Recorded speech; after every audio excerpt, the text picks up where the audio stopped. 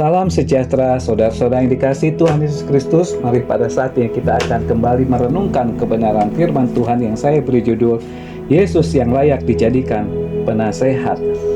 Yakobus 1 ayat yang kelima. Tetapi apabila di antara kamu ada yang kekurangan hikmat, hendaklah ia memintanya kepada Allah, yang memberikan kepada semua orang dengan murah hati dan tidak membangkit-bangkit, maka hal itu akan diberikan kepadanya. Mari kita akan berdoa. Bapa di dalam surga, kami datang kepadamu, kami siap untuk merenungkan firman-Mu. Berbicaralah kepada kami Tuhan, oleh karena kami siap juga untuk mendengar dan melakukannya. Inilah Tuhan doa kami yang kami naikkan hanya di dalam nama-Mu Tuhan Yesus Kristus kami berdoa. Amin. Saudara-saudara dikasih Tuhan, biasanya kalau kita memperhatikan kemanakah seseorang pergi untuk mencari dan meminta pertolongan, hal itu menunjukkan sifat dan iman orang tersebut.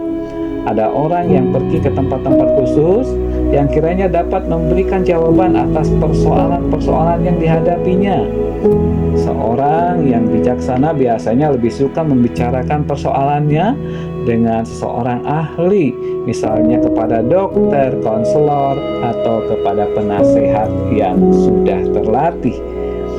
Memang ada juga orang yang mencari bimbingan melalui buku-buku, hukum-hukum tertentu yang harus ditaati sebagai pegangan dalam hidupnya. Tetapi Allah tidak membimbing dengan cara itu, karena itu tidak menjadikan dewasa dan tidak pernah akan menjadi serupa dengan Kristus. Bagi orang Kristen, Yesus Kristus adalah penasehat agung.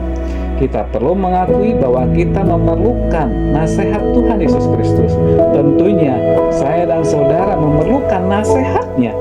Dialah satu-satunya yang kita perlukan. Semua orang memerlukan nasihat Tuhan Yesus. Oleh karena manusia tidak sempurna, masih banyak kekurangan di sana-sini. Dengan pemikiran yang terbatas yang dimiliki oleh manusia, maka dalam keberadaan seperti itulah manusia memerlukan nasihat Tuhan. Sebab hanya Tuhan Allah saja yang mempunyai rancangan yang baik bagi setiap manusia. Kenyataan bahwa Tuhan Allah adalah penasehat menunjukkan bahwa Ia mempunyai suatu rancangan dan jalan tertentu bagi setiap orang. Seperti juga dikatakan dalam kitab Nabi Yesaya 55 ayat yang ke-8, sebab rancanganku bukanlah rancanganmu dan jalanmu bukanlah jalanku. Demikianlah firman Tuhan. Jadi saudara-saudara, marilah kita hanya menjadikan Yesus sebagai penasehat di dalam kehidupan kita. Kita harus yakin, kita harus percaya tidak ada yang lain selain daripada Yesus penasehat yang layak bagi kehidupan kita. Dengan nasihatmu engkau menuntun aku, dan kemudian engkau mengangkat aku ke dalam kemuliaan.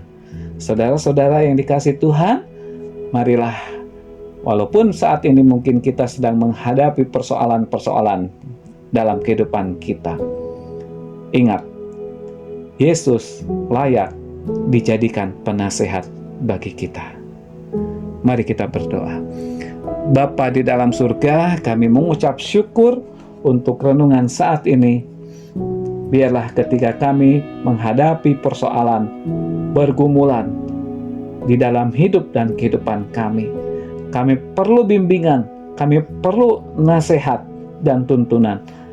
Biarlah Tuhan saat ini kami yakin dan terus akan meminta supaya Yesus menjadi penasehat bagi kami semua, sehingga ada solusi jalan keluar yang terbaik yang Tuhan berikan kepada kami semuanya. Inilah Tuhan doa kami, di dalam nama-Mu Tuhan Yesus Kristus kami berdoa. Amin.